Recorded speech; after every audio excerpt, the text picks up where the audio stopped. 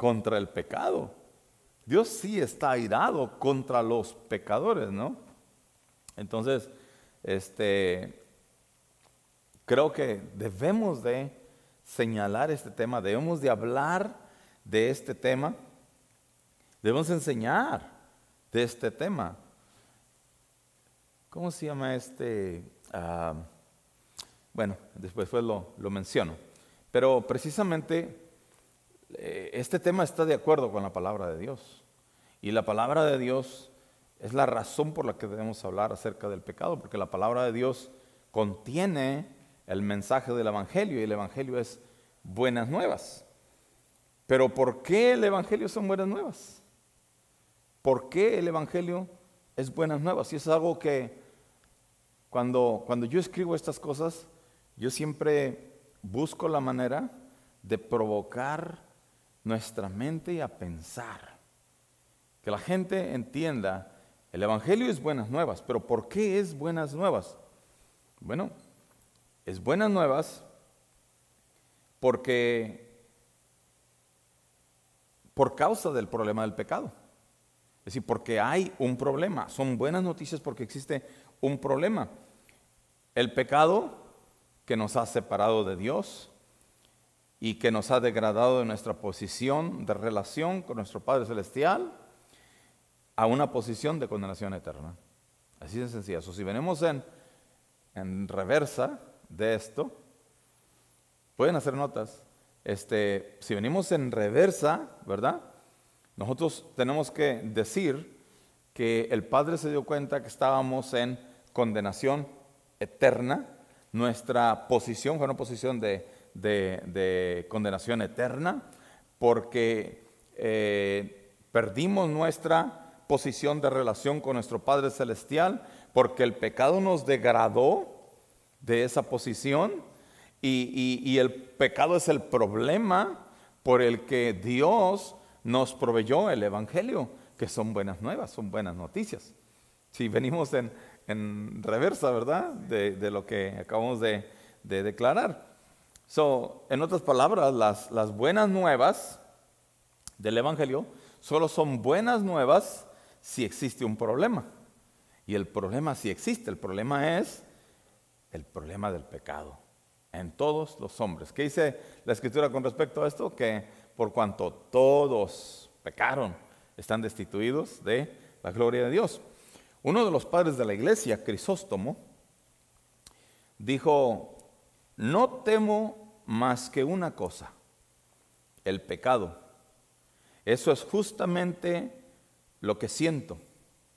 No tengo miedo a nada en el mundo, ni en la iglesia, excepto al pecado.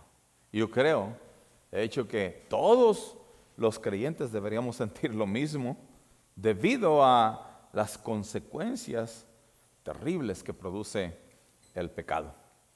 El pecado es el mayor problema que enfrenta la humanidad, la peor plaga que nos maldice a todos. Y de hecho sabemos que las plagas que azotan ahora en el tiempo que estamos viviendo, muy a la mano, podemos hablar de plagas. Las plagas que han azotado. Yo estaba mirando un documental con respecto a lo que fue la peste bubónica. Yo no sé si ustedes oyeron hablar de la peste bubónica, ¿verdad? Estaba viendo el documental de esta peste, los millones de personas que mató la peste bubónica. Y todas estas plagas que azotan al mundo ahora y las que han de azotar al mundo en el futuro profético, ¿verdad? El futuro escatológico, son productos del pecado. Y la gente se preocupa por ello, los gobiernos están preocupados por ello, los científicos, los expertos en plagas se preocupan por encontrar los sueros, las vacunas para poder enfrentar todas estas amenazas bacteriológicas, ¿no? Que ya existen. Todos estos virus, todas estas bacterias ya existen. Estas pestes ya existen en pequeños frascos. Son armas que los gobiernos tienen hoy en día. Imagínense la la maldad del pecado, la crueldad del ser humano en buscar la manera, por ejemplo, ya no van a preparar soldados, seres humanos, ¿verdad?, para pelear una guerra. Van a aventarse los bacterias, ¿verdad?, los virus, los frascos, ¿te imaginas? Van a ser ¿Se recuerdan ustedes? No me recuerdo si fue exactamente durante el tiempo de la guerra del Golfo Pérsico, el presidente George Bush. Durante aquel tiempo, no me recuerdo el año exactamente, estoy hablando de George Bush, el padre, ¿verdad?, de George Bush. Se mandaron o llegaban a las casas y hubo una advertencia de parte del gobierno de no abrir sobres de correspondencia que fueran raros o desconocidos, ¿verdad? Usted ve que uno va y abre los sobres, ¿verdad?, para ver qué es lo que hay, ver quién me manda esto. Yo los hago pedazos y los aviento a la basura, un montón de basura que me mandan de correo. Pero en aquel entonces el gobierno advirtió que no se hiciera. Mandaban un polvito llamado Anthrax, ¿verdad?, que mataba. ¿Se recuerdan de aquello? Durante la guerra del Golfo Pérsico. En esa guerra, en Irak, se soltaron gérmenes, se soltaron virus, bacterias, y muchos soldados regresaron infectados de enfermedades severas. Entonces, eso ya existe, pero todo esto es por causa del pecado. Todas esas plagas de las que estoy hablando son por causa del pecado. Y la plaga más terrible de todos los tiempos, aún desde el principio del tiempo, es el pecado. Es la plaga más terrible y nadie se preocupa ni hace nada por ello, excepto Dios. Excepto Dios. Vemos que el mismo hombre que es víctima del pecado no se preocupa por su condición de condenación, y Dios es el que toma la iniciativa al ver la condición del ser humano, por amor al ser humano, por aquellos que dicen que Dios no es amor y que Dios no ama a su humanidad, ¿verdad?, no ama a sus criaturas. Dios es el único que está preocupado por esta situación y envía su mensaje de buenas nuevas. Me recuerdo que en una ocasión escuché al pastor, al evangelista, misionero Paul Washer, en uno de sus videos donde él cuenta cómo, me parece que fue en Inglaterra, yo no me recuerdo dónde fue, pero comenzó su discurso a unos estudiantes diciéndoles que les hablaría acerca de la noticia más terrible que jamás haya escuchado. Cuando logró captar la atención de todos aquellos jóvenes, y aquellos jóvenes ya estaban atentos para lo que iba a decir, él entonces les dijo: Dios es amor. No sé si ustedes se recuerdan de eso, ese video. Él dijo: Dios es amor. Y entonces aquellos muchachos se soltaron riendo, se esperaban otra cosa, pero se soltaron riendo preguntando. Le dijeron a Paul Washer: ¿cómo Dios es amor puede ser la noticia más terrible que nadie jamás haya escuchado? ¿Cómo? Y entonces él les dijo: ustedes no lo entienden porque no se hacen la pregunta correcta. ¿Qué tiene que hacer o qué hace un Dios justo y amoroso con alguien tan pecador como nosotros? ¿Qué hace Dios? Que es un Dios amoroso, un Dios justo, con alguien que es tan pecador como lo somos nosotros. Y recientemente compré un libro de Jonathan Edwards, precisamente, que se llama Pecadores en las manos de Dios, ¿verdad? Y él predicó un sermón titulado Pecadores en las manos de un Dios airado. Lo acabo de comprar y estoy empezando a leerlo, pero me impactó la imagen de la pasta, porque en la pasta es una imagen del infierno, las llamas del infierno y de las almas quemándose en ese lugar, y tiene la imagen de Satanás en medio de ello, ¿no?, como el rey del infierno, quien está reinando en en el infierno. Y eso es lo que el hombre hoy en día no quiere entender, o no quiere que se le diga o se le explique que el pecado tiene consecuencias y el pecado es abominación delante de Dios. Por consiguiente, el pecado merece la muerte eterna. El pecado merece la muerte eterna. Y así es. El pecado es abominación delante de Dios. Y yo estaba estudiando y estaba escribiendo con respecto a cómo el pecado ha destruido y va destruyendo todo a su paso. Como resultado del pecado, el mundo tiene guerras entre naciones, conflictos entre individuos, grupos, miedo, ansiedad, enfermedad, muerte y todo tipo de desastres producidos por la naturaleza y por el hombre. Lo estamos viendo hoy como nunca. Yo antes, cuando estaba pequeño, no escuchaba tantas cosas, pero hoy como nunca en estos tiempos, tantas cosas estamos viendo, ¿no? Tsunamis, estamos viendo huracanes y terremotos por donde quiera.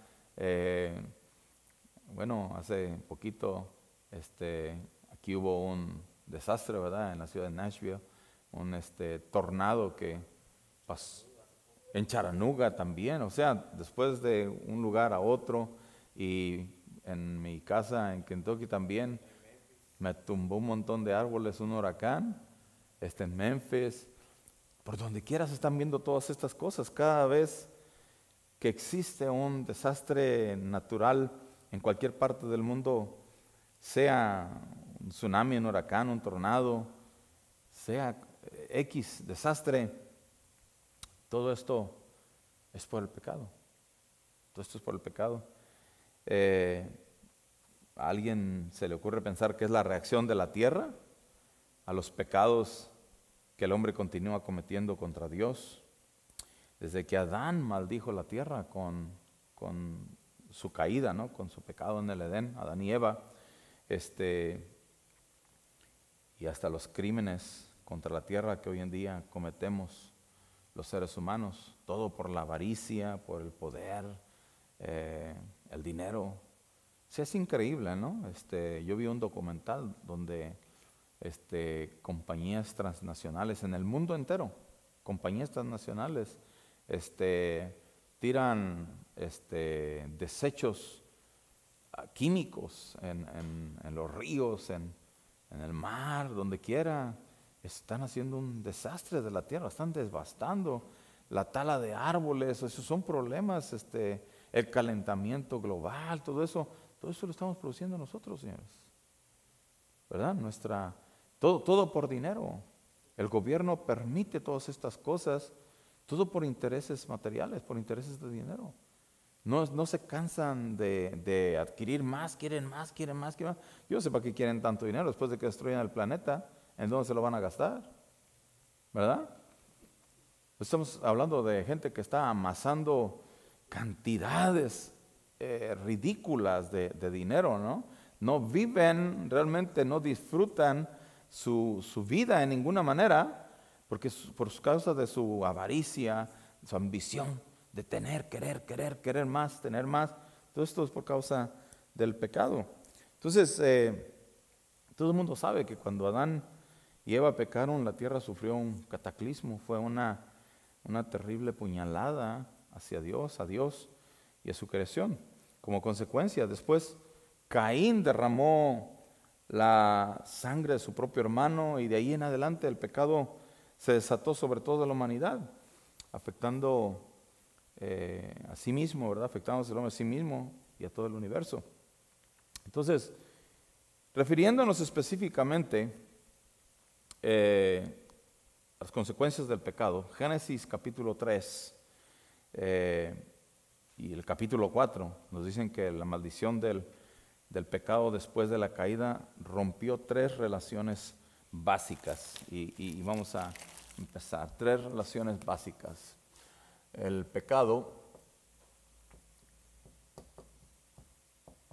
es el tema, la realidad.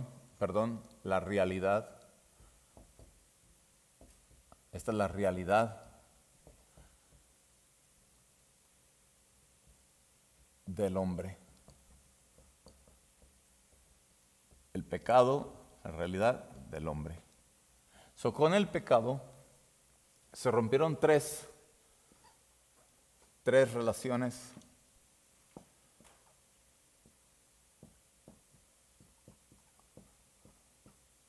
básicas. Ahora, ¿por qué es importante entender esto?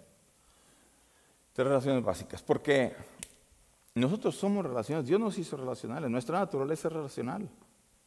Nuestra naturaleza es relacional. Entonces, el pecado destruye nuestra naturaleza relacional. Y primero, número uno, bueno, los hombres, número uno, los hombres o el hombre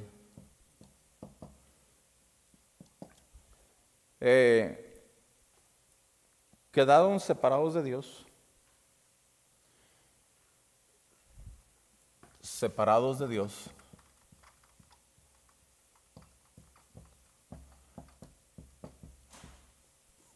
y obtuvieron muerte espiritual, ¿verdad? O quedaron sujetos y quedaron sujetos a la muerte espiritual.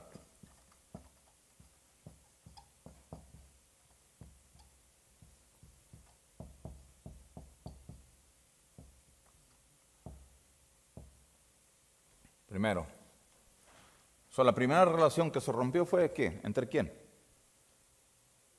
Entre Dios y los hombres, ¿verdad? Y los hombres rompieron su relación con Dios.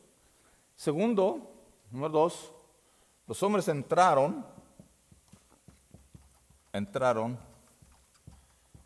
en conflicto con la naturaleza.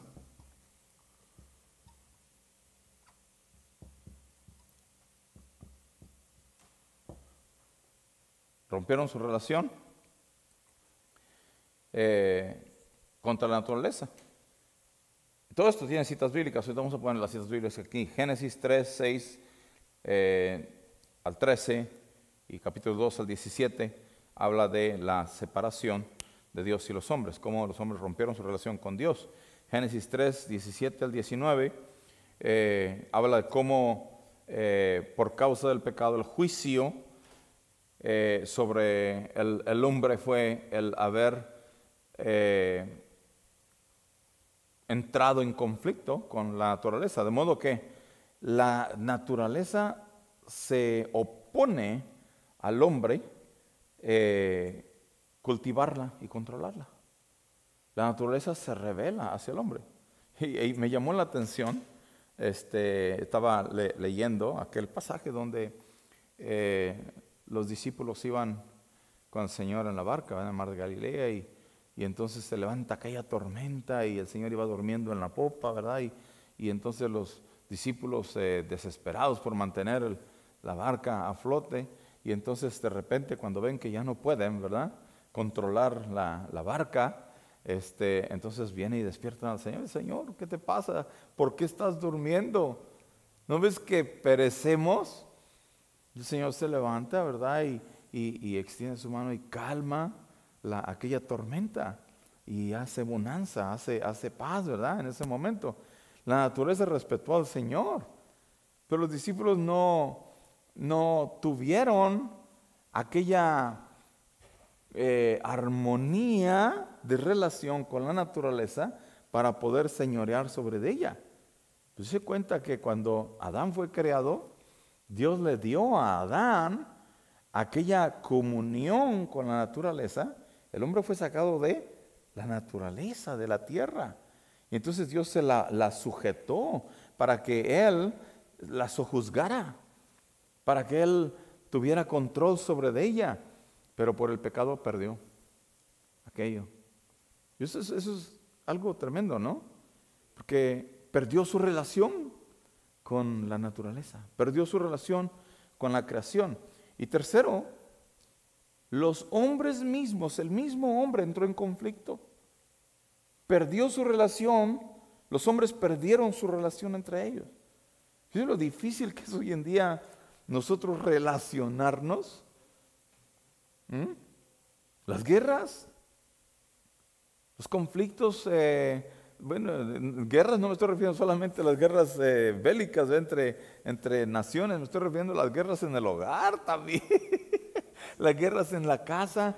Entonces nosotros mismos tenemos por causa del pecado ese rompimiento que solo en Cristo podemos nosotros otra vez restaurar, ¿verdad? Pero esas son tres relaciones básicas que el hombre perdió por causa o consecuencias, podemos decir, por causa del pecado.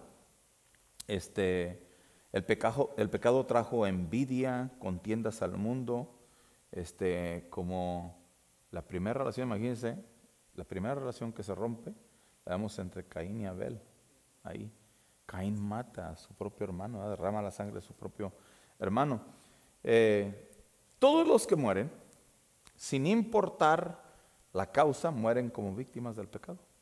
Todos, desde el principio. ¿Sí? ¿Por qué se murió? Pues por el pecado. Todos morimos por causa del pecado. Romanos 6:23 dice que la paga del pecado es muerte. Por lo tanto, todo ser humano está sujeto al poder del pecado. Así que vamos a ver una definición. Voy a borrar aquí, ¿ok? Una definición con respecto al pecado para ver saber de qué estamos hablando. Y aquí es donde empieza lo interesante, ¿no? Porque la gente quiere saber, pastor, ¿qué es pecado? ¿Qué debo yo de hacer o qué no debo de hacer? La gente quiere un código, ¿verdad? De que diga, esto haz, esto no hagas. Sí existe, ¿verdad? Dios ya lo hizo antes, Dios ya dio un código de reglas, de principios para que el hombre viva por ellos. Y ahí dice lo que no debe de hacer, pero el asunto que ese no es el problema. Y eso es lo que queremos señalar a través de esto, ¿no? Una definición del pecado. Es necesario definir algo que es tan grave como el pecado. Si usted se mete a YouTube y usted pone COVID-19, le van a aparecer una tonelada de videos. Todo el mundo explicando lo que es COVID-19, ¿ok?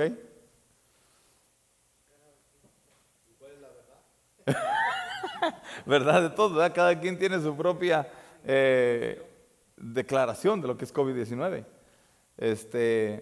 Pero qué increíble, ¿no? ¿Cuánta gente se interesa en saber lo que es COVID-19? Usted va a ver cuántas vistas tiene. En un ratito, miles de vistas una persona, ¿no? Pues yo quiero ver cuántas vistas va a haber después de que yo termine de enseñar esto. ¿Cuántas personas les interesa una definición del pecado? Ah, pues es que ya sabemos lo que es pecado, va a decir la gente, ¿no? Ya sabemos lo que es pecado. O lo que no es pecado. La gente está más interesada en saber, dice bien, lo que es pecado para hacerlo que lo que no es pecado para no hacerlo. Bueno, es la naturaleza del ser humano. Pero vamos a hablar de una definición. Es necesario definir algo que es tan grave como el pecado para saber, porque la gente pueda saber, puedan entenderlo y pueda la gente saber cómo librarse o liberarse de ello. Primera de Juan capítulo 3, versículo 4 dice que el pecado es infracción de la ley. Así de sencillo. Infracción de la ley. Así de sencillo. El pecado es una definición, ¿ok?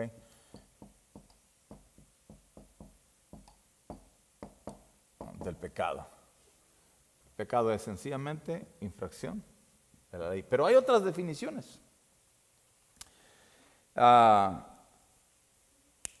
aquí, en esta escritura, en el lenguaje original del griego, la construcción de esta frase hace que los conceptos pecado e infracción significan lo mismo. Sí, es lo mismo. O sea, cuando se habla de, usted puede estar, es como un sinónimo, cuando usted está hablando de alguna infracción de la ley, está hablando de pecado. Si usted habla de pecado, está hablando de una infracción de la ley. Podríamos utilizarlo en el lenguaje aún, en el lenguaje jurídico, policíaco, vamos a pensar, en el lenguaje legal hoy en día, que un policía pare a alguien porque va a 120 millas por hora y le dice a aquel, oficial, ¿por qué me paró? Porque ibas pecando. Porque pecaste. Así de sencillo. Es decir, estás infringiendo la ley. ¿Y en qué punto específicamente infringir la ley? Ibas a 120 millas por hora.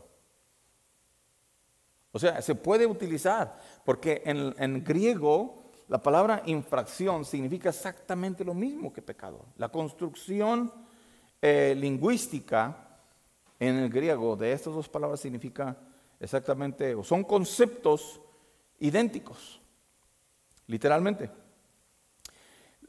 Esto dice que todo aquel que peca está haciendo algo ilegal, así de sencillo. Todo aquel que peca está haciendo algo que es ilegal. Yo quise hablar acerca del tema del pecado porque venimos explicando el tema del reino de Dios, hablando de el programa del reino de Dios, la ley de Dios, el gobierno de Dios, cómo Dios desde el principio ha querido reinar en el ser humano, ¿verdad? En sus súbditos. Significa que vivamos conforme a la ley de Dios, ¿verdad? Conforme al gobierno de Dios, los estatutos de Dios, los preceptos de Dios. Y vamos a entender a través de esta clase qué son realmente los estatutos de Dios, qué significan, porque la naturaleza del ser humano resiste todo aquello que tenga que ver con ley, todo aquello que tenga que ver con obstruirle, con limitarle para lastimarse o para pecar. Pero eso lo vamos a ver en un momento, ¿no?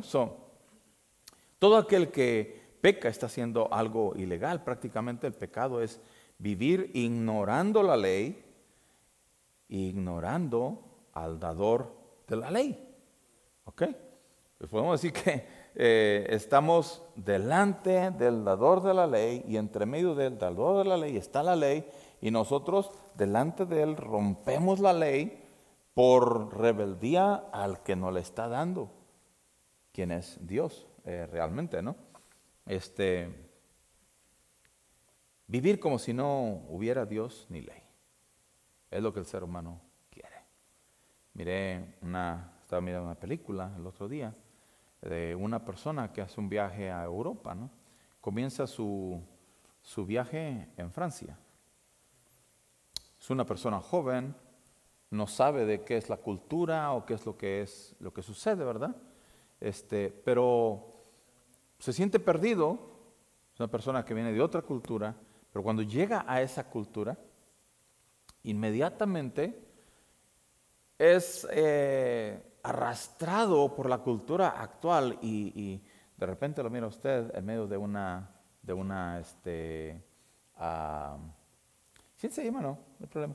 En medio de una discoteca, ¿verdad? Y en una discoteca donde hay desenfreno y los muchachos tomando y drogándose y brincando, bailando. Y yo miro todo aquello y le digo a mi esposa, realmente no me gusta ver eso, me duele mirar esas cosas, ¿no? Pero al verlo digo, mira cómo los tiene el diablo, ¿verdad? Cómo los tiene el diablo, son títeres del diablo y creen ellos que se están divirtiendo.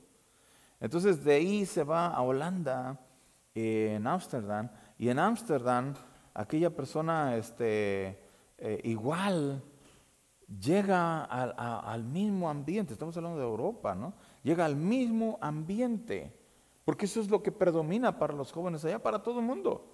Entonces, miro todo aquello. Y una de las jóvenes le dice, ella pregunta a una de las jóvenes, oye, pero eso que ustedes hacen, la manera que ustedes viven, ¿es legal? ¿Ustedes pueden hacer eso aquí? Y dijo, aquí puedes hacer todo lo que tú quieras, no hay ninguna restricción. Ese es el concepto precisamente de pecado, el concepto de ilegalidad, el concepto de vivir sin ley y sin el dador de la ley. No hay nadie quien restrinja a nadie. Es como el mundo se está dirigiendo hoy en día, hacia donde el mundo se está dirigiendo hoy en día. El pecado es vivir de forma arrogante bajo las reglas que uno mismo establece. Es decir, no me gustan las reglas excepto las mías, ¿verdad? Solamente mis reglas. Pero la gente sí vive reglas, se pone sus propias reglas, ¿no? Hay cosas que uno no está dispuesto a dejar. Si no hubiera reglas para nadie, entonces cualquiera puede arremeter contra cualquiera. Pero ya cuando alguien trata de arremeter contra ti, entonces ya vas a decir, no, eso tú no lo puedes hacer, no me puedes tocar, puedes hacer lo que quieras, pero no me puedes tocar, ni a mí ni a lo mío. Pues ya son reglas. Ejemplo, esta persona va caminando en medio de Francia y se mete por unos callejones, es de noche, la sigue un bon, ¿verdad?, de la calle, un homeless, una persona indigente, y entonces se abalanza contra él, le agarra la bolsa y ella se aferra a la bolsa y comienza a gritar, ¿verdad? Se revuelca en el suelo bien enredada de la bolsa y aquel tratando de quitársela y suéltala, le decía, y ella decía, no la suelto, y aquel hombre arrastrándola con todo y todo. ¿Quién estaba violando las reglas ahí? El ladrón, ¿verdad? Pero no que quieres vivir sin reglas. No queremos vivir sin ley. En ese momento quisieras que hubiera ley. ¿Quieres una ley que te proteja? ¿Quieres una ley que no permita que haya vandalismo, que haya criminalidad, verdad? Pero tú eres un criminal. Porque tú estás rompiendo las leyes de Dios y estás exigiendo un lugar donde no exista, vivir en un lugar donde no existan reglas, donde no haya restricciones, donde haya limitaciones. Bueno, ese es el mundo sin ley, en donde cualquiera puede arremeter contra ti, te puede atacar. De hecho, las opresiones en el mundo es por eso precisamente, porque los hombres violan, aún los gobiernos violan los principios y los derechos de libertad, violando los principios, violando mandamientos, violando preceptos. Y por eso existe opresión en el mundo. Es vivir de forma arrogante, pretendiendo tener tus propias reglas, bajo las reglas que uno mismo establece, sin sujetarse a las reglas de Dios o sin querer sujetarse a las reglas de Dios, a los principios de Dios. O como ya he dicho en algunas otras ocasiones, hablando de esto, el pecado es un golpe de estado. Es un ataque cruel y despiadado contra la honra y contra la santidad de nuestro Creador y Padre, contra nuestro Dios. Eso es el pecado. Pequeño o grande como tú lo quieras, pecado es pecado. Es un ataque hacia Dios, hacia la honra y la santidad de nuestro Creador. Asimismo, vamos a ver cómo las Escrituras presentan otras definiciones acerca del pecado. En 1 Juan 5:17 dice, toda injusticia es pecado. ¿Qué es el pecado? Pues es una injusticia. Es decir, algo que es contrario a lo que es justo. Dios establece justicia, establece principios de justicia, pero tú vienes y cometes algo contra la justicia, es una injusticia. Toda injusticia, dice Juan, es pecado. Ahora, otra en Santiago 4:17 dice, al que sabe hacer lo bueno y no lo hace, le es pecado. ¿So qué es pecado? No hacer lo bueno. No hacer lo bueno, ¿verdad? Santiago 4:17. Y al que sabe hacer lo bueno y no lo hace, le es pecado. So ahí vemos tres diferentes otras definiciones. Una cuarta, el apóstol Pablo dice en 14:23, Romanos 14:23, pero el que duda sobre lo que come es condenado porque no lo hace con fe, y todo lo que no proviene de fe es pecado. So, la falta de fe también es pecado, pero aquí pues sería necesario definir lo que significa la palabra fe en el contexto específico de esta escritura para poder entender esta definición, ¿verdad? Pues son 4 definiciones de lo que la Biblia declara ser pecado, y la quinta es, el pecado es infracción de la ley. Esta es la palabra que queremos utilizar, o la escritura, o la definición que queremos mantener con respecto a lo que es la definición del pecado. Por cuestiones de lo que estamos estudiando, es mejor identificar el pecado como un equivalente de infracción de la ley, lo cual es equivalente a ignorar la ley de Dios, ignorar al mismo Dios y salirse de los límites que Él estableció para nosotros. Y tengo una historia que quiero compartir aquí, la historia del caballo. Probablemente esta historia está dividida en 2 partes. La primera parte es el principio de esta historia, donde aquel caballo blanco, un caballo blanco muy hermoso, que su dueño mantenía en un pastizal bien cercado. Ahí tenía pasto verde, saludable, agua limpia para beber, siempre fresca, y un establo siempre bien limpio. El dueño del caballo le daba su grano 2 veces al día, su ración de cada día, ¿verdad? Lo bañaba cada mañana, lo cepillaba con mucho cariño, ¿verdad? A mí me gustan estas ilustraciones, ¿verdad? Porque ustedes saben que yo soy alguien que ama los caballos, me encantan los caballos, ¿verdad? Y tengo mis caballos. Y pues él lo tenía siempre bien limpiecito, bien bañadito. No había nada más perfecto que eso. El corral tenía una cerca. Ustedes me imagino que están familiarizados con lo que es una cerca. Hay diferentes tipos de cerca. Cercas de madera, cercas de alambre, de malla, cercas de alambre de púa. No se recomiendan mucho las cercas de alambre de púa, pero eso fue lo tradicional por mucho tiempo. Las cercas de alambre de púa para un corral grande, ¿no?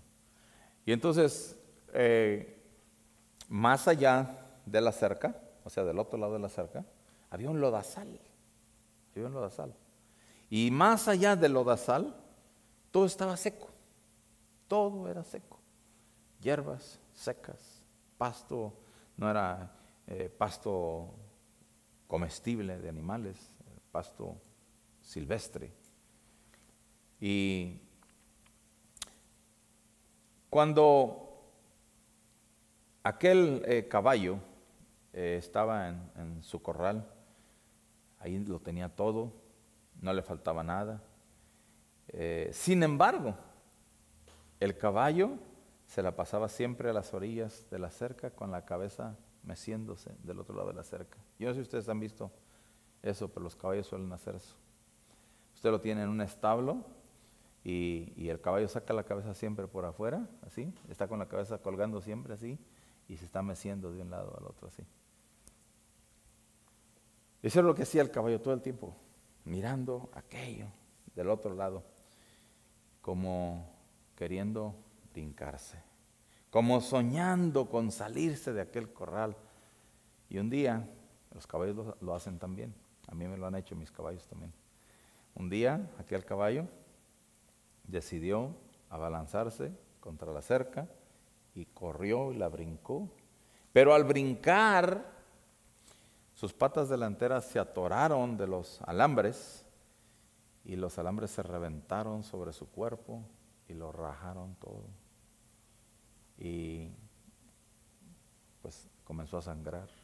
Cayó el caballo enredado en los alambres sobre aquel lodazal, aquel caballo blanco, limpiecito, peinadito, echó maromas en el lodo, y aquel caballo blanco de repente ya era enlodado, ¿verdad? Gris, sucio y teñido de sangre de las heridas que él tenía.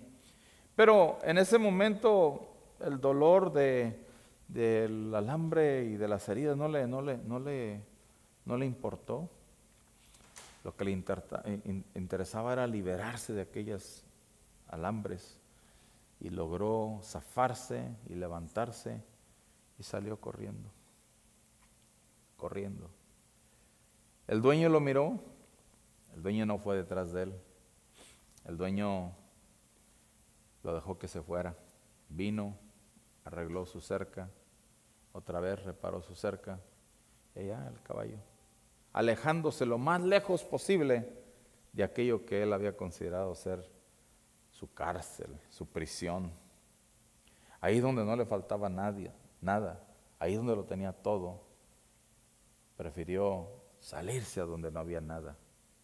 Y allá, de repente, se le comenzaron a gusanar las heridas, a infectar las heridas. No se había curado, lógicamente.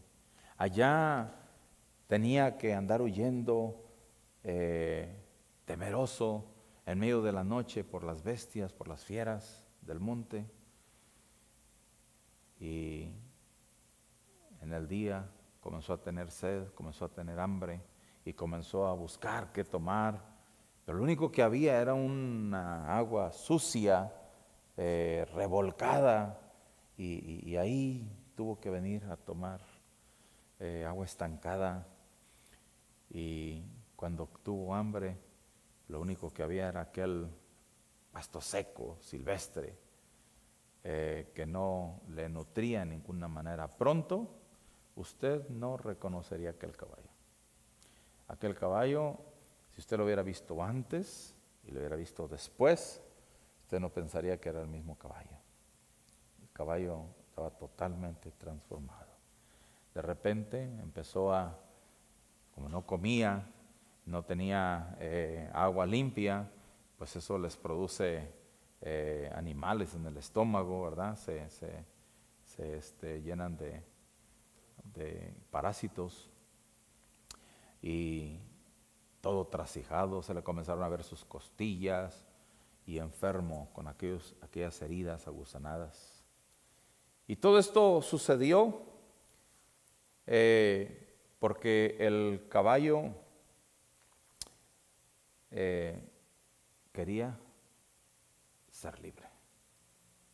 Él pensaba que su libertad estaba en romper aquella cerca e irse libre. Y entonces, en medio de aquella situación, de pronto se acordó de su dueño. Se recordó de lo que tenía allá en el corral. Se acordó de los cariños que su dueño cuando lo peinaba, cuando lo bañaba, cómo lo trataba con tanto cariño su dueño. Pero estaba fuera en lo que él había querido. Su rebeldía, su pecado, su desobediencia lo hizo llegar hacia donde él estaba. Su desobediencia fue lo que le hizo aborrecer aquellos alambres. Aquellos alambres que lo que lo limitaban de salir. Él podía galopar dentro de aquel corral, era un corral grandísimo. Tenía espacio suficiente, pastos verdes, pero no, él quería galopar fuera de aquellos alambres. Entonces, aborrecía aquellos alambres. Pensaba que aquellos alambres su dueño los había puesto para limitarlo, para controlarlo. Muchas veces pensó que su dueño era un manipulador, ¿verdad? Egoísta. ¿Por qué no me dejas ser libre? ¿Por qué no me dejas salir? Eso era lo que quizás había pensado, que su dueño era un tirano. Pero ahora se había dado cuenta que no era así. No era así. Precisamente el dueño había cercado aquella propiedad, no para limitarlo a él, para lastimarlo a él, sino para protegerlo a él. Protegerlo de las bestias, protegerlo de las fieras de fuera y tenerlo en un lugar donde él pudiera tener todo lo que él necesitaba, pero él no había entendido nada de ello. Aquella cerca era para mantenerlo a salvo. Y esta ilustración del caballo blanco, caballo hermoso, que se convirtió en un caballo feo. ¿Han visto caballos feos alguna vez ustedes? Yo sí los he visto. Da tristeza ver caballos descuidados. Pero nos habla precisamente de la condición de la humanidad. La condición de la humanidad como aquel caballo en medio de pastos abundantes que salta la cerca, que lo rodea y cae al otro lado en un lodazal. Del mismo modo, las personas están expuestas a la ley perfecta de Dios.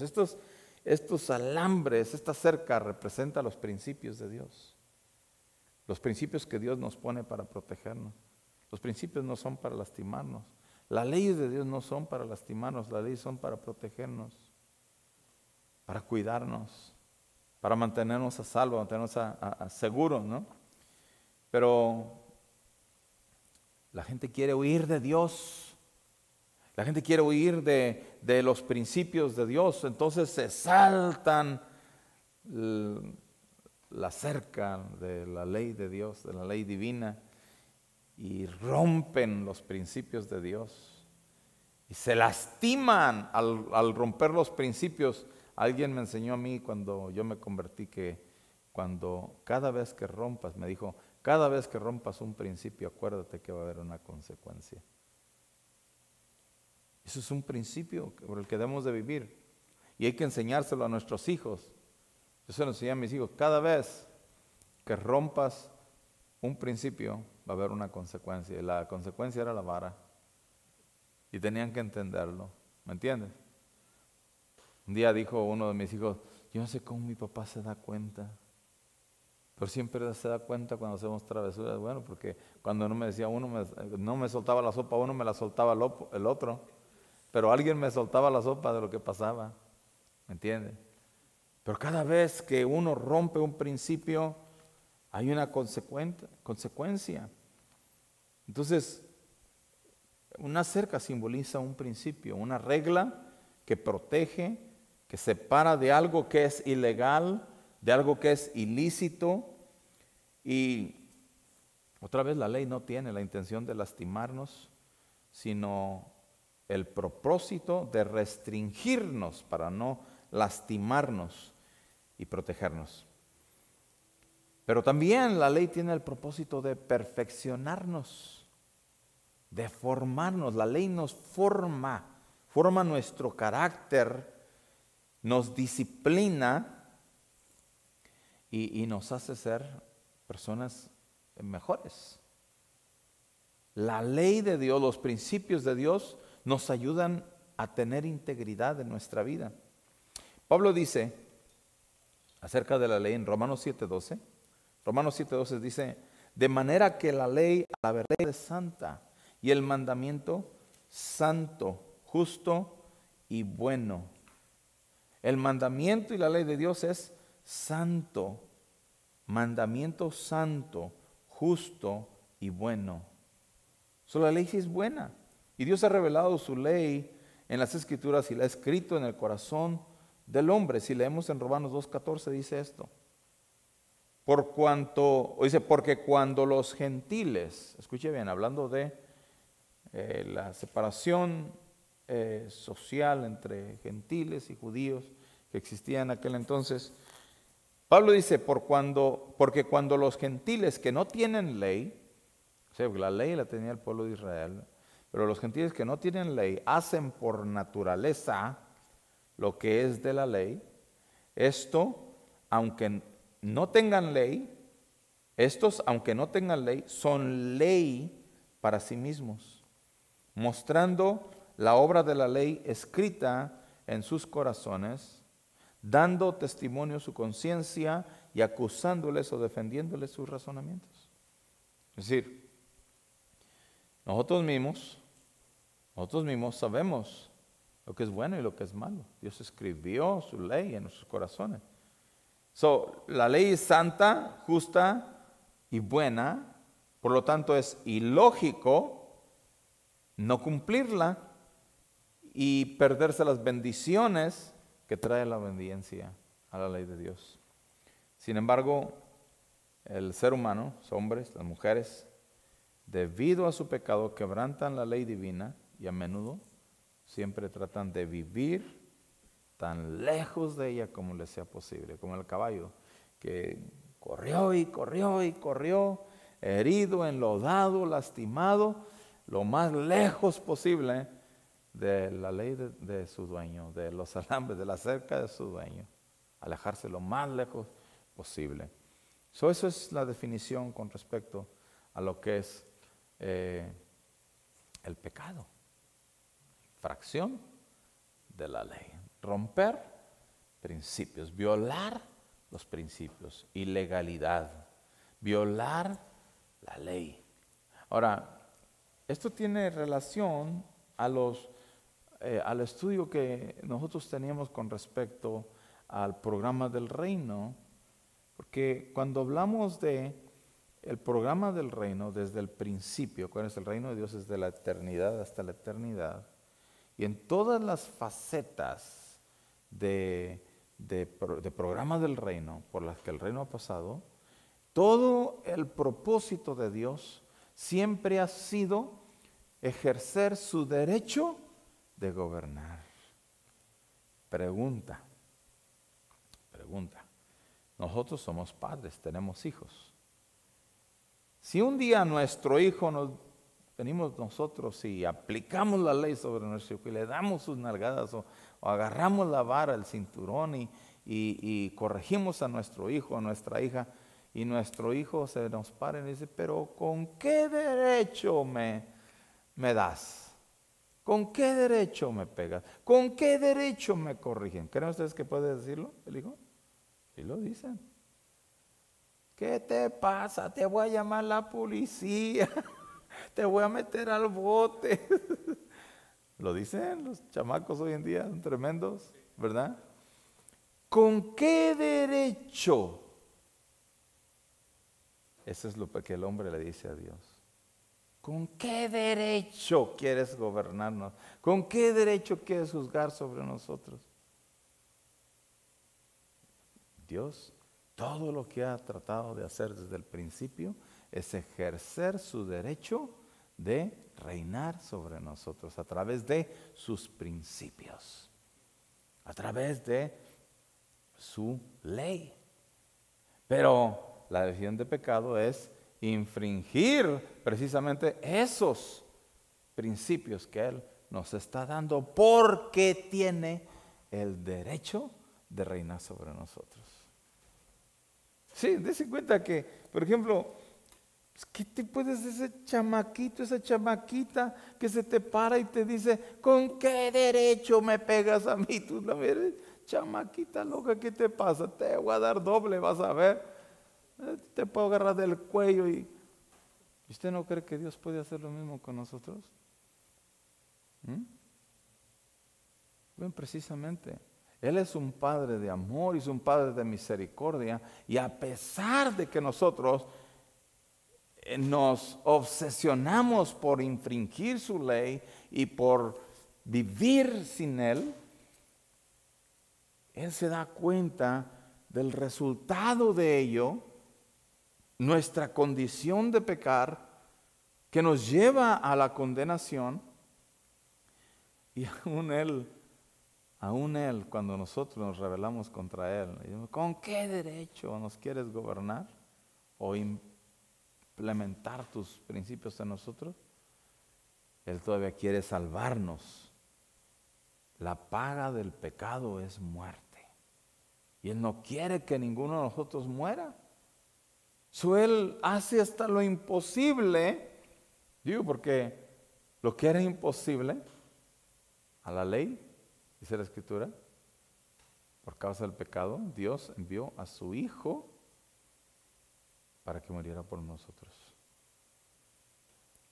O sea, hasta lo imposible.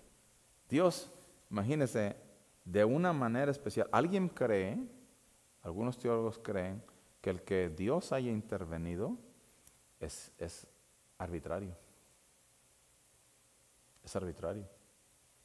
Que Dios haya intervenido para salvarnos es una arbitrariedad. Pero no. Es el instinto de naturaleza de un Dios que es Padre y que está dispuesto a dar la vida por sus hijos. La ley exige que alguien tiene que pagar por el pecado. Dios lo único que hace es agarrar a su Hijo, que tiene que ir a la cruz, y ponerse Él en la cruz para salvar a su Hijo, que somos nosotros. ¿Sí me entienden? Entonces, eso es la definición con respecto al pecado, infracción de la ley. Vamos a ver ahora las características. ¿Alguien tiene preguntas? Hasta aquí.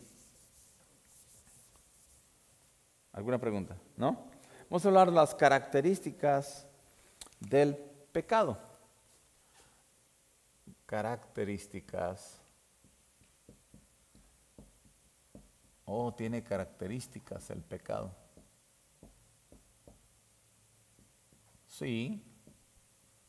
Hay que identificarlo. Porque la Biblia explica de forma detallada las principales características del pecado. Voy a hablar de 4 rasgos que los autores de las Escrituras utilizan, los escritores de las Escrituras utilizan en analogías, términos descriptivos,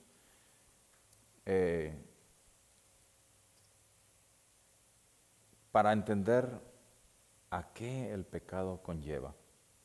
Primero, una de las características es la contaminación. Contaminación del pecado. ¿A qué nos referimos con la contaminación del pecado? ¿Saben que el pecado es pegajoso?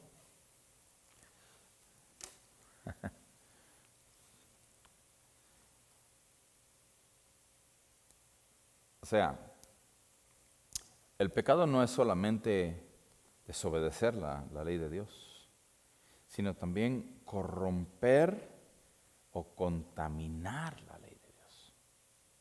Corromper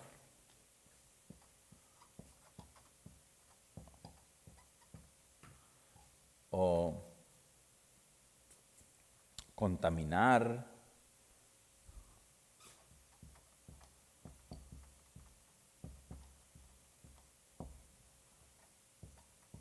la norma divina.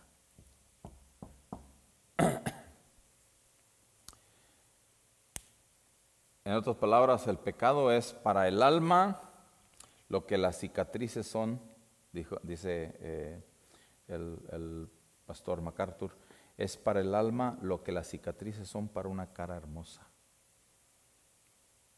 O sea, eso es lo que hace el pecado en el alma. Algo que, me voy a adelantar un poquito con la ilustración del caballo. El caballo, cuando regresó con su dueño lo restauró, lo curó y lo volvió otra vez a la posición que tenía dentro de su corral. Pero ahora aquel caballo, blanco, otra vez limpiecito, había sido restaurado a su posición, pero hubo algo que quedó sobre de él. ¿Qué creen que quedó? Cicatrices. Le quedaron las cicatrices. ¿Alguien de aquí tiene cicatrices de algo malo que hizo? ¿Se recuerda? ¿Sí? Un día mi nieta vino y me preguntó, me estaba revisando aquí y me encontró un punto que tengo aquí. Me dice, papi, ¿qué te pasó aquí? ¿Qué es aquí? Tienes un hoyito, me dijo. Le dije, ahí mi mamá me metió el clavo del cinturón de la hebilla. ¿Quién sabe cómo se le soltó y se me encajó y me hizo un agujero ahí? ¿Por qué, papi? Me dijo mi nieta. ¿Por qué? Ah, muy buena pregunta. Es decir, cada vez que nos miramos una cicatriz, nos acordamos qué fue lo que pasó. Yo tengo un primo que jugamos béisbol en la casa y nos decían que no podíamos jugar ahí porque era una casa pequeñita. Ajá. Y éramos necios nosotros de jugar béisbol. Y agarra el bate y que se me suelte y le vamos a pegar aquí. Ah, y le Aún partí. eso lo miro aquí, tiene la cicatriz aquí. Si lo hubiera marcado de él. Cuando lo miras te acuerdas el batazo que le metí. Y de la desobediencia de jugar. Sí. Entonces, Dios perdona nuestro pecado, ¿ah? Pero quedan cicatrices para que cuando las veas te acuerdas quién fuiste, qué es lo que hiciste. Y eso te hace pensar en dónde estás ahora, quién eres ahora y qué haces ahora. Eso fue lo que yo fui, eso fue lo que yo hice. Entonces, el pecado es para el alma lo que las cicatrices a una cara, ¿verdad? Y dice aquí varias cosas, dice, el pecado es lo que es una mancha oscura para una prenda de seda blanca. Aquel caballo era bien blanco, pero cuando se revolcó allá, ¿verdad? O lo que es el hollín negro para un cielo azul claro, o sea, las nubes de agua. El pecado hace que el alma de la persona se vuelva roja con la culpa y la maldad. Eso es el pecado. O sea, el pecado es una contaminación. Contamina tu alma. El pecado contamina tu alma.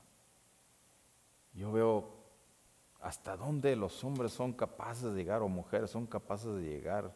Tanta maldad, digo, Dios mío. ¿Cómo pudo un niño inocente, que nace un bebé inocente, que nace, crecer para ser una persona tan cruel, tan malvada, sin sentimiento, sin afecto? Es increíble, yo he visto cosas que los hombres son capaces de hacer. Es increíble cuánta maldad. Y al usar terminología cruda del mundo humano y físico, el Antiguo Testamento imprime en nuestras mentes cómo es la naturaleza horrible de la contaminación del pecado. En Isaías 30:22, el profeta Isaías capta vívidamente cuánto contamina el pecado ante los ojos de Dios. Mira lo que dice: entonces profanarás la cubierta de tus esculturas de plata y la vestidura de tus imágenes fundidas de oro, las apartarás como trapo asqueroso. Está hablando del pecado del pueblo de Israel. O sea, llega el momento cuando lo que uno hace es asqueroso, insoportable, intolerable para ti mismo. Y como escuché en ocasión a Paul Washer decir, una ilustración con respecto a lo que es el hombre contaminado con el pecado, dijo: imagínense que usted tiene un corazón de cerdo. Sí, ya les he explicado esa analogía. Usted tiene un corazón de cerdo, usted está desnudo, porque se cree un cerdo.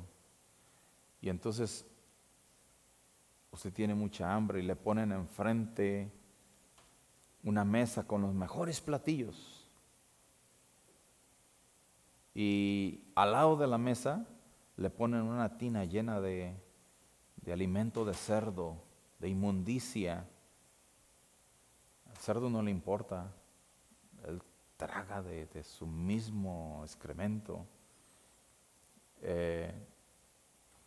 Y usted tiene corazón de cerdo, es un humano pero tiene corazón de cerdo.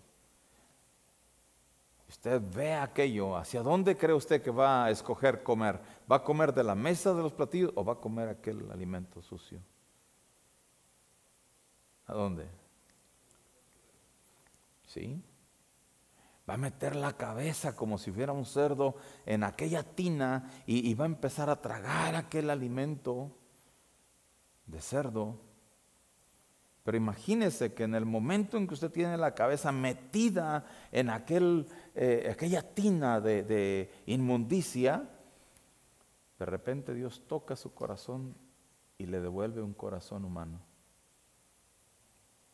Y ahora usted es un humano, vuelve en sí, ¿verdad? Como el hijo pródigo. Entonces es como la imagen del hijo pródigo que quería comer las algarrobas de los cerdos, pero ni eso le dejaban comer, dice. Y ahora usted tiene un corazón humano. ¿Cómo se va a sentir? Con la cabeza dentro de aquella inmundicia. ¿Cómo? Sí, le da ganas de vomitar. Se va a sacar la cabeza vomitándose, ¿va? El olor de aquella inmundicia le va a provocar asquerosidad, asco, ¿no? Y luego se da cuenta que está desnudo, le va a causar vergüenza, ¿no? Aquello.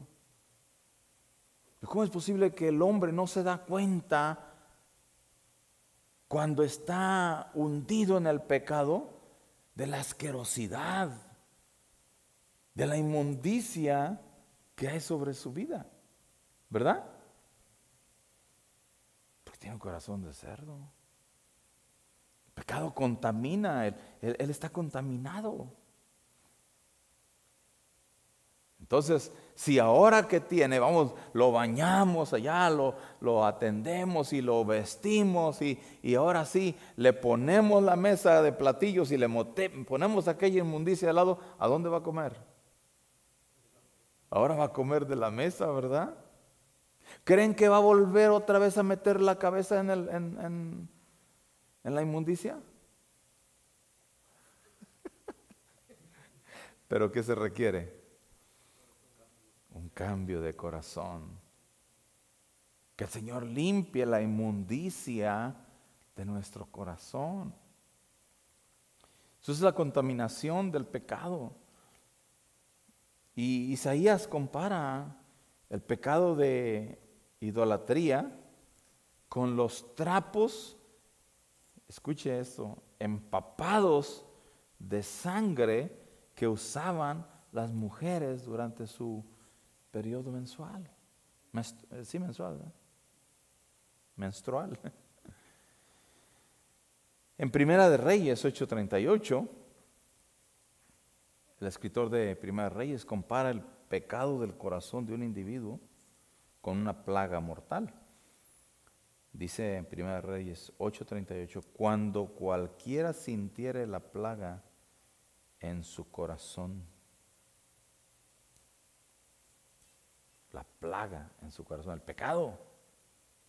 Por eso les dije al principio que todo el mundo se preocupa por las plagas que hay hoy en día, ¿verdad? Por la cura de las plagas, pero nadie busca la cura para la plaga del pecado.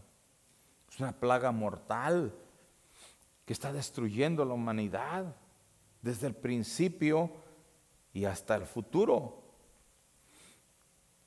Zacarías, capítulo 3, versículo 3 al 4, él utiliza precisamente la figura de ropas sucias del sumo sacerdote Josué para describir la contaminación del pecado. Y dice, y Josué estaba vestido de vestiduras viles y estaba delante del ángel, y habló el ángel y mandó a los que estaban delante de él diciendo, quitadle esas vestiduras viles. Y a él le dijo, mira que he quitado de ti tu pecado y te he hecho vestir de ropa de galas, ropas de gala. Entonces Ezequiel, capítulo 20, 43, está indicando que la contaminación del pecado es tan grande que cuando una persona arrepentida ve su pecado, empieza a odiarse a sí mismo. Y dice Ezequiel 20:43, y allí os acordaréis de vuestros caminos y de todos vuestros hechos en que os contaminasteis. Ahí os acordaréis, dice, y os aborreceréis a vosotros mismos a causa de todos vuestros pecados cometidos. Imagínense aquella persona que metió la cabeza ya en la inmundicia, ¿verdad? Y de repente vuelve en sí. ¿Qué estoy haciendo? ¿Qué me pasó? ¿Alguna vez ha hecho algo que usted de repente diga, no sé qué me pasó? Lo que el pecado hace, ¿verdad? Lo que el pecado hace, degenerar al hombre, destruir su respeto, su dignidad, su honra personal, la honra que Dios le dio, de la que Dios lo vistió. La impresión general de la Biblia con respecto al pecado es que es vil, es horrible y asqueroso, que contamina todo lo puro. El apóstol Pablo utiliza las siguientes palabras para exhortar a los creyentes a que limpien sus vidas de los efectos terribles del pecado.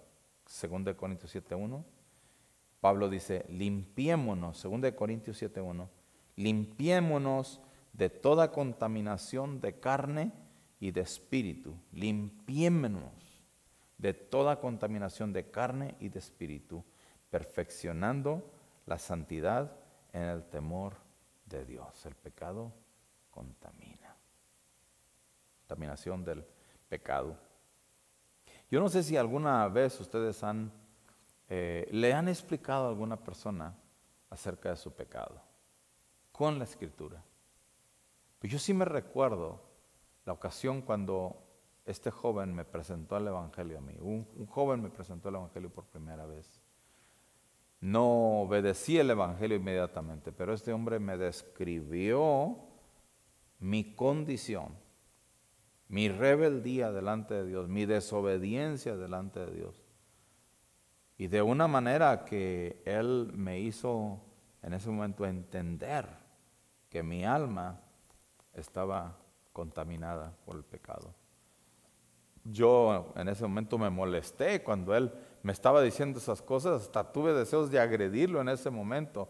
Y él me dijo, por eso es que me quieres agredir.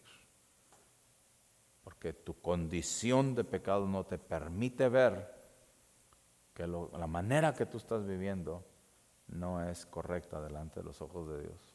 Pero me abrió todo ahí. Eres un rebelde a la ley de Dios, un rebelde a Dios. Y precisamente ese es el punto. Ahorita estamos hablando de la contaminación del pecado, la característica número 1. La característica número 2, es la rebeldía del pecado.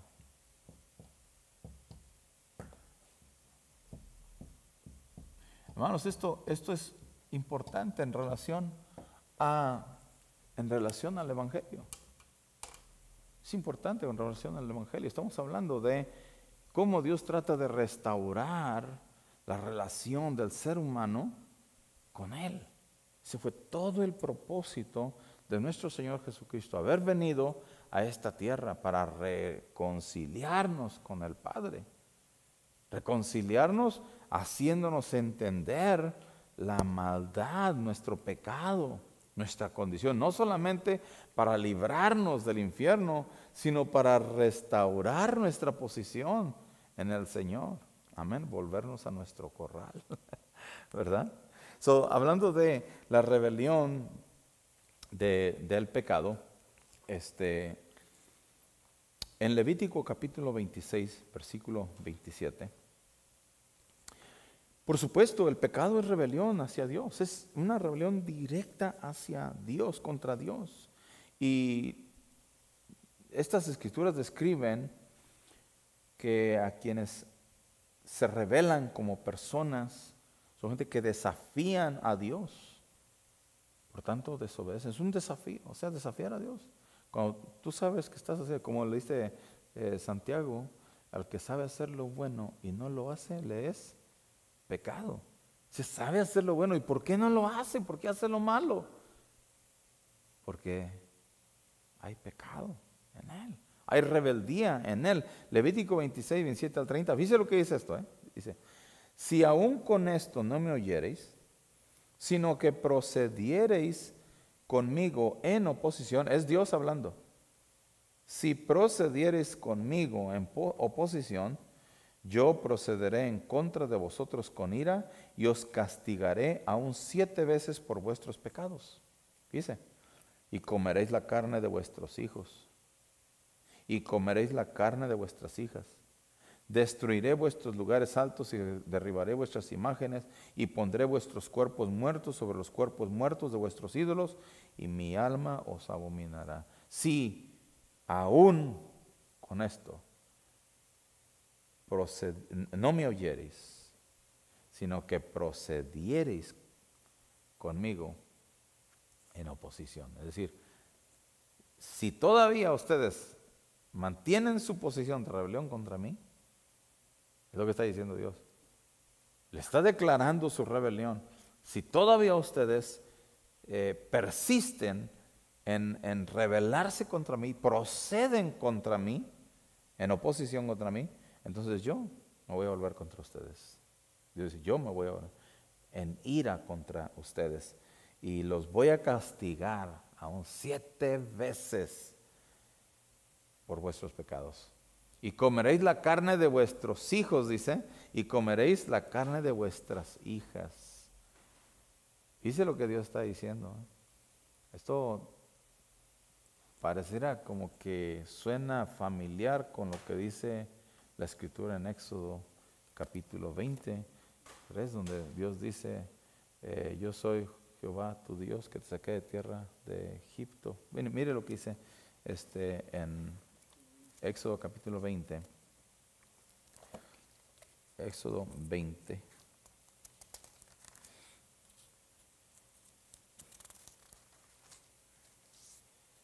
Dice, yo soy Jehová tu Dios que visito la maldad de los padres sobre los hijos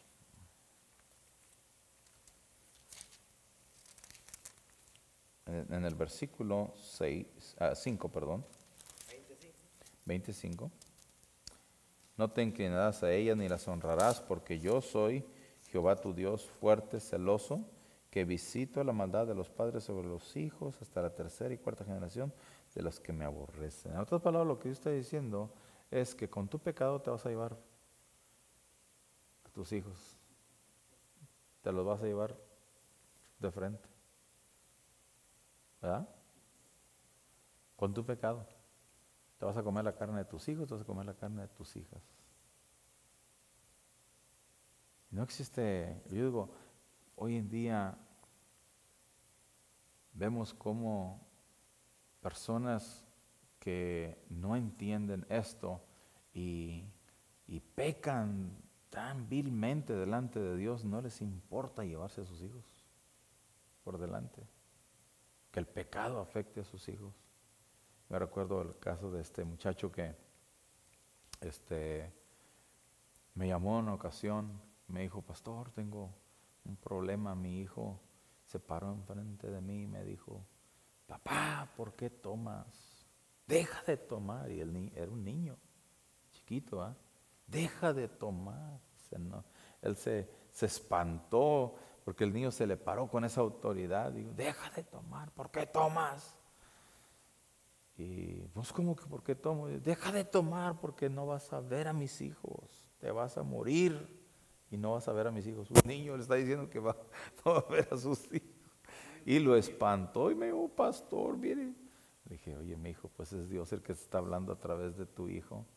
Es que tú no te estás dando cuenta, tú tomas delante de tus hijos ahí y no te estás dando cuenta que estás llevando a tus hijos por delante. Al rato vas a tener que ir a sacar a tus hijos de la cantina. Al rato tú le estás heredando, a través de tu pecado, le estás heredando a tus hijos una conducta pecaminosa también. Ya los padres no piensan en eso, hacen cosas que afectan a sus hijos, afectan a su familia y no les hace nada. Siguen rebeldes contra Dios. Si los pecadores se salieran con la suya, llegarían al extremo de derrocar a Dios. Es justo lo que Satanás trató de hacer. Se lee en Isaías 14, 12, 21, que es precisamente una de las etapas del reino, en donde los seres celestiales, o una parte de los seres celestiales, se rebelaron contra Dios en el cielo. Dice, como caíste del cielo, capítulo 14 de Isaías, versículos 12 al 21. ¿Cómo caíste del cielo, oh lucero, hijo de la mañana? Cortado fuiste por tierra, tú que debilitabas a las naciones, tú que decías en tu corazón, subiré al cielo en lo alto, junto a las estrellas de Dios levantaré mi trono, y en el monte del testimonio me sentaré, a los lados del norte, sobre las alturas de las nubes subiré, y seré semejante al Altísimo. Mas tú, derribado eres hasta el Seol, a los lados del abismo. Se inclinarán hacia ti los que te vean, te contemplarán, diciendo, es aquel varón que hacía temblar la tierra, que trastornaba los reinos, que puso el mundo con un desierto, que asoló sus ciudades, que a sus presos nunca abrió la cárcel. Todos los reyes de las naciones, todos ellos yacen con honra, cada uno en su morada, pero tú, echado eres de tu sepulcro, como vástago abominable, como vestido de muertos pasados a espada, que descendieron al fondo de la sepultura, como cuerpo muerto hollado. No serás contado con ellos en la sepultura, porque tú destruiste tu tierra, mataste a tu pueblo. No será nombrada para siempre la descendencia de los malignos. Preparad sus hijos para el matadero, por la maldad de sus padres no se levanten ni posean la tierra, ni llenen de ciudades la faz del mundo. La rebeldía. La rebelión del pecado implica también que los pecadores pisotean la ley divina y son una afrenta para Dios.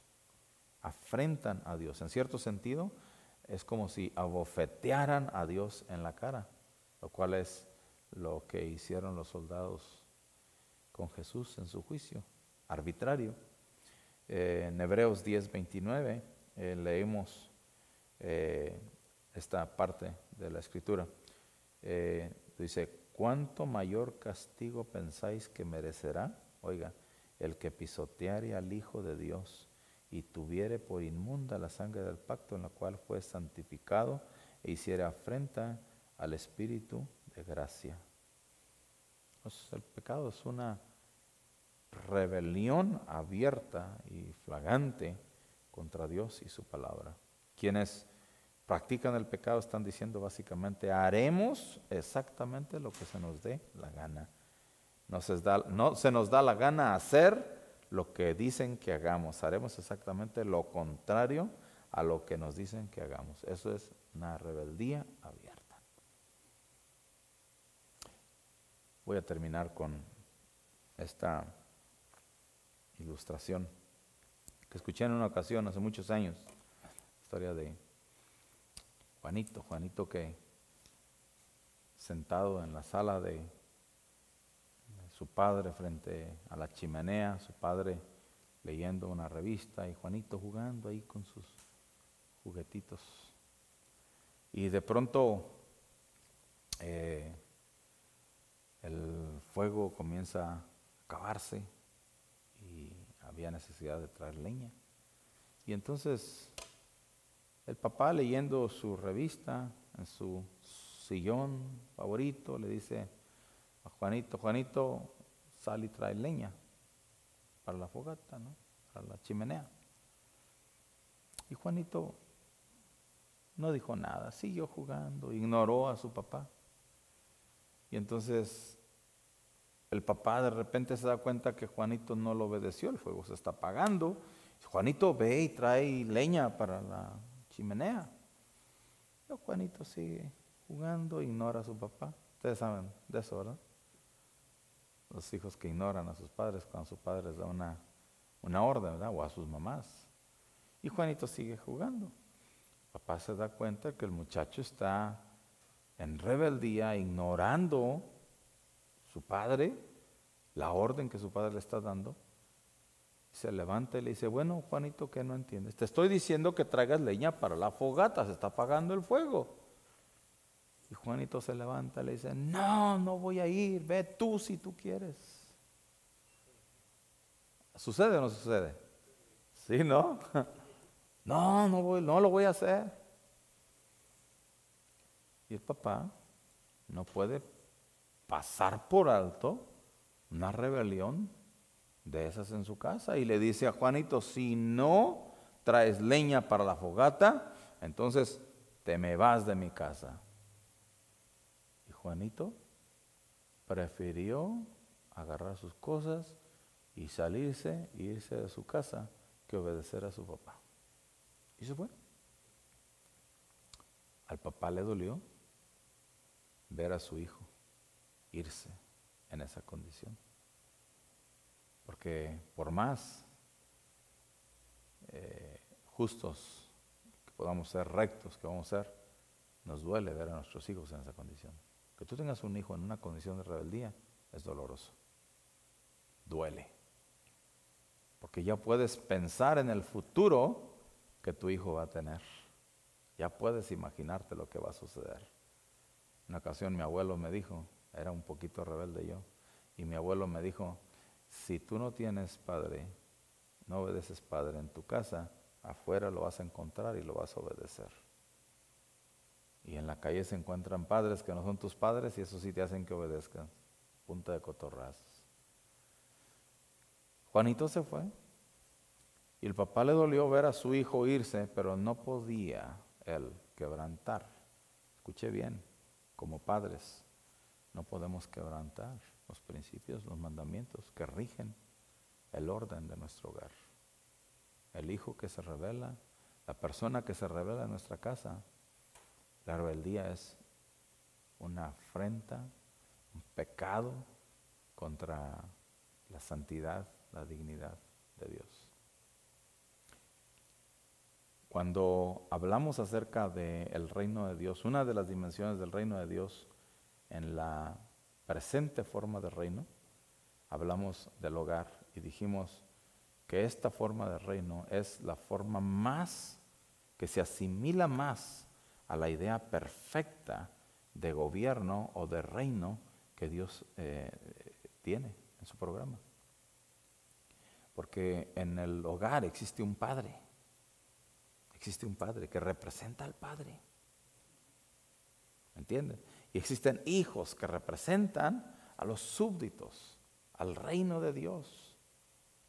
Y entonces, este reino del hogar o esta forma de reino del hogar tiene principios, tiene leyes, tiene mandamientos, tiene reglas que es necesario que todos nos sujetemos a ellas porque es el reino de Dios en el hogar y no pueden ser quebrantados. Debe de haber un sistema de corrección. La obligación y la responsabilidad del representante, el administrador del reino, es el corregir lo que es ilegal, lo que es infracción de la ley, y traer sujeción a todos los miembros del hogar que son los súbditos del reino. Ese es el trabajo de él, el Padre, como administrador del programa del reino en la presente. Y el Padre no podía permitir que Juanito se rebelara de esa manera y rompiera un principio por su rebeldía, por su desobediencia. Se fue Juanito. Y aunque el Padre le dolió aquello, pensaba que Juanito iba a recapacitar. Pensaba que Juanito iba a regresar a su casa y todos los días, como el padre del hijo pródigo, salía a mirar a ver a qué horas aparecía la figura de su hijo. Pero no venía. Y pasó un año, pasaron 2 años. Y en el tercer año tocaron a la puerta. Cuando el padre se levantó ansioso para ver quién era, abrió la puerta y era Juanito, que venía todo sucio, roto de sus ropas. Se podía uno dar cuenta que no le había ido bien. El padre lo miró y Juanito le dijo: papá, perdóname, déjame entrar en mi casa.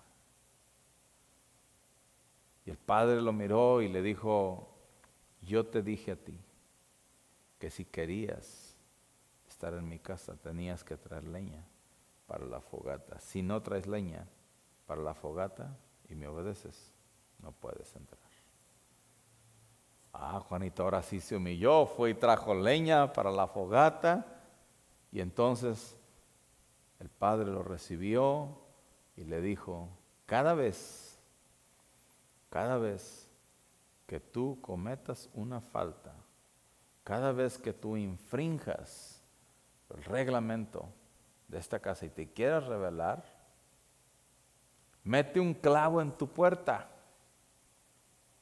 Y cuando vengas, te arrepientas y pidas perdón por tu falta y todo esté arreglado, sacas el clavo de tu puerta.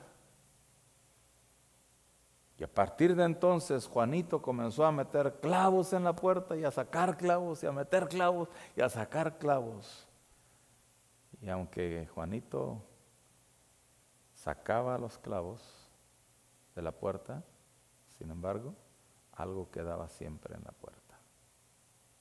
Las huellas, las cicatrices, donde había entrado un clavo y había salido un clavo. Un clavo que representaba una rebelión de él, un pecado de él, una infracción de la ley que él había quebrantado. Esa es la vida del ser humano también, la vida de todos nosotros. Es algo que enseñamos y debemos enseñar a nuestros hijos también. Debemos enseñarles que cada vez que ellos hacen algo que no está correcto, que está rompiendo, infringiendo el reglamento del hogar, de casa, están faltando al respeto a su padre. La rebelión es una falta de respeto a su padre, a su madre. Deben de arrepentirse y pedir perdón, arreglar aquella situación. Y el padre debe de tener un sistema que corrija aquellas situaciones y discipline. Hay un sistema de disciplina en casa que forme. La disciplina forma a nuestros hijos también. cuando pecan. Hay que enseñarles cómo lidiar con el pecado. Nuestros hijos tienen que aprender cómo lidiar con el pecado y nosotros como padres debemos aprender a cómo redimir el pecado en nuestra casa también, en nuestro hogar. Hasta ahí tengo esta es la segunda característica. Quedan otras dos que voy a mencionar después.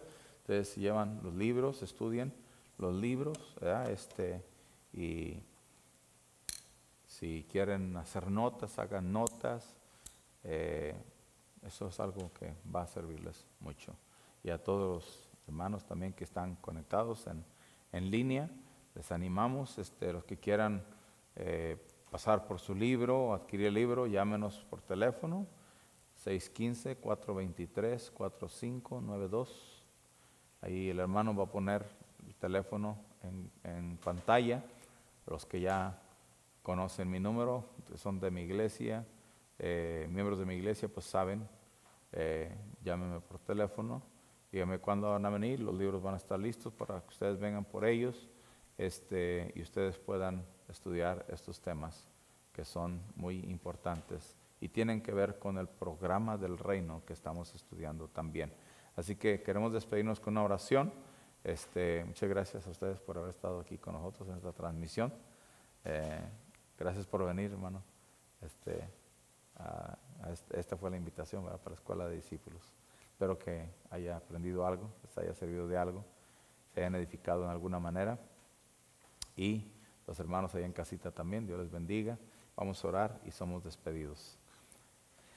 Señor, te damos gracias en esta hora, Padre, por habernos dado la oportunidad de compartir este estudio, Señor,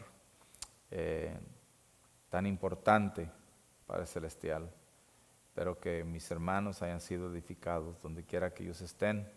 Señor, quiero mandar saludos a nuestro hermano en Honduras, a nuestros hermanos en Honduras que nos están siguiendo, nuestros hermanos en México, en Agua Blanca, Oaxaca, Señor, en Cuernavaca, Morelos, en Puebla, en Veracruz, todos los hermanos que nos siguen, Señor, que se conectan con nosotros en estos estudios. Bendice la vida de ellos, Señor, allá en Brasil. Bendice a los hermanos que están siguiéndonos, Padre Celestial, en Guatemala, en El Salvador. Y aquí en Estados Unidos también, Señor, en Ciudad Juárez, en El Paso, Texas. Bendice a nuestros hermanos en California, en Norte Carolina, en todos los lugares donde nos estén siguiendo. Bendice la vida de ellos, Señor, y que podamos seguir adelante, Señor, proclamando tu reino, enseñando tu palabra de Dios, Señor. Muchas gracias en nombre de Cristo Jesús, Señor. Amén. Dios les bendiga y hasta la próxima.